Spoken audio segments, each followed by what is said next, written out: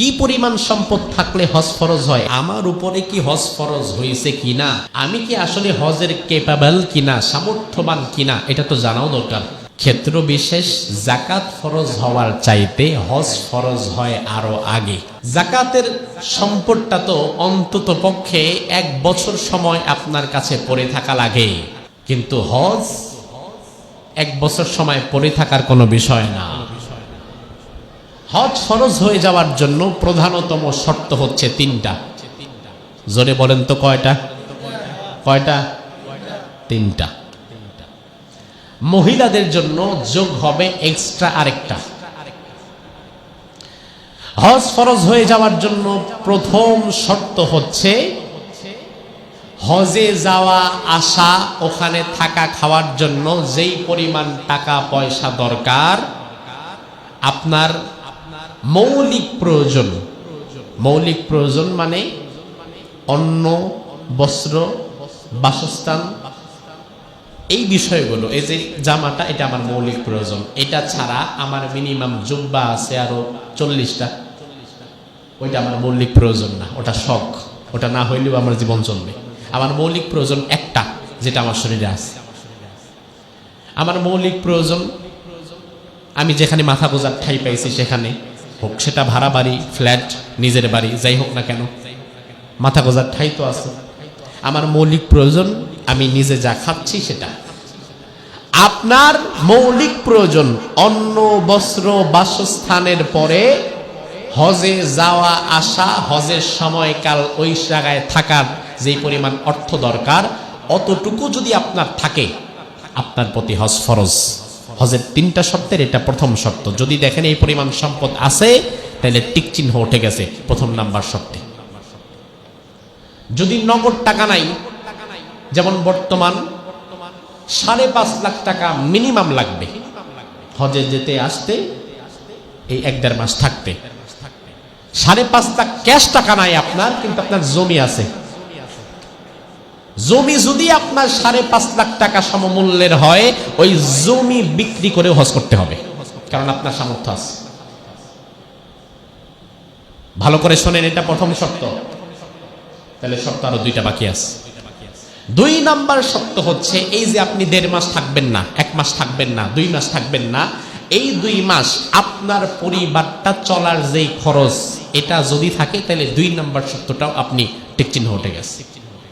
আপনার পরিবার চলতে মাসে কয় টাকা লাগে? 20,000, 30,000, 50,000, 1 লাখ টাকা ধরেন, তাহলে 2 মাসের জন্য 2 লাখ টাকা।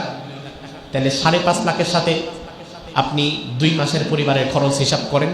এটা যদি থাকে, বা এই সমপরিমাণ সম্পদ যদি থাকে, গাড়ি থাকে, বাড়ি থাকে, ফ্ল্যাট থাকে, জমি থাকে, হজ ফরজ।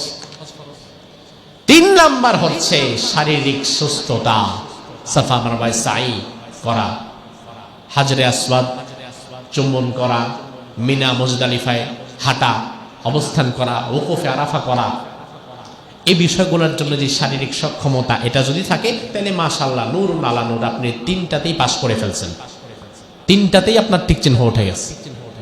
আর মহিলাদের জন্য এক্সট্রা যেটা যোগ হবে, সেটা হচ্ছে নারীদের সব থাকার পরেও এক্সট্রা 4 নাম্বার শর্ত হচ্ছে একজন মাহরাম থাকা লাগবে, হোক তার ভাই, তার বাবা, স্বামী, মাহরাম যে কোনো ব্যক্তি।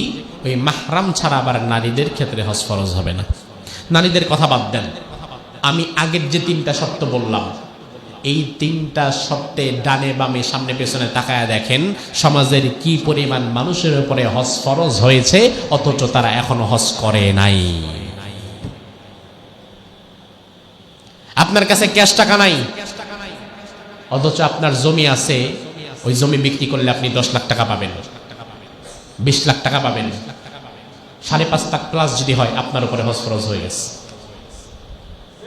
এবার আপনি চিন্তা করেন যে আল্লাহ, আমার উপরে হজটা ফরজ হয়েছে তো কবে? আপনি চিন্তা করে দেখবেন, আজকে না, আপনার উপরে হজ ফরজ হয়েছে মিনিমাম 20 বছর আগে। আর 20 বছর আগে 5.5 লাখ টাকা না, 20 বছর আগে হজের খরচ ছিল 2 লাখ 3 লাখ, তখন আবার ওই টাকা হইলেই হজ ফরজ।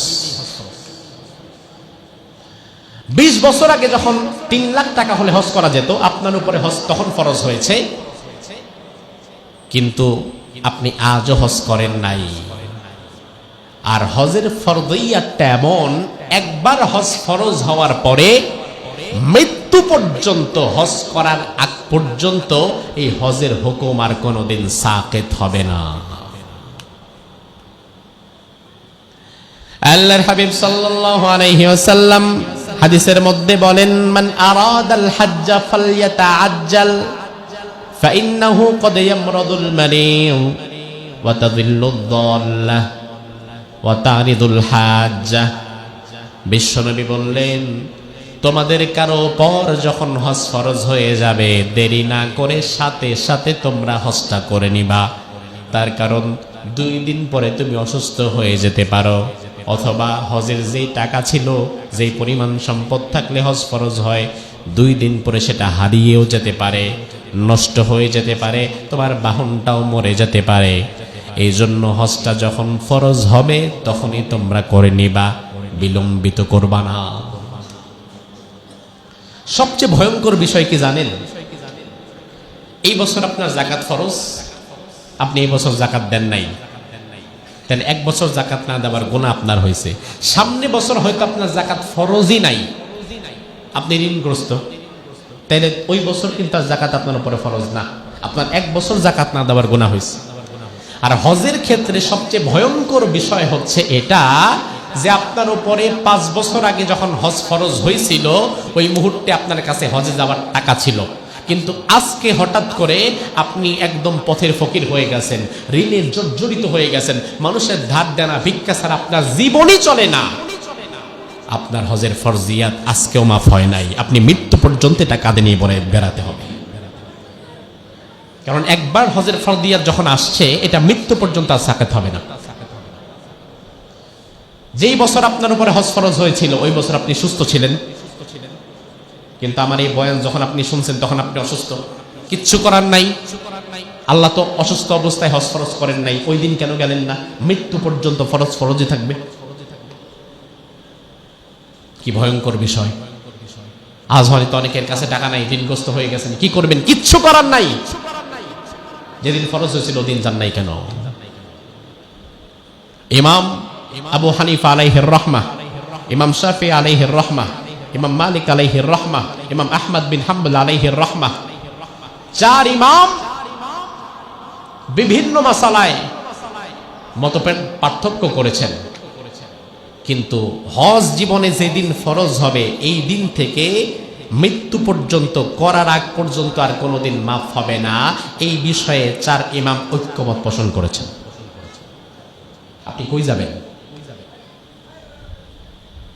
আপনি বলবেন যে হুজুর খুব ব্যস্ততার মধ্যে আছি, দেখি সামনে বছর করব। তো সামনে বছর পর্যন্ত আপনি বাঁচবেন এই সিউরিটি আপনি পেলেন কোথায়? এর আগে যদি আপনি মনে যান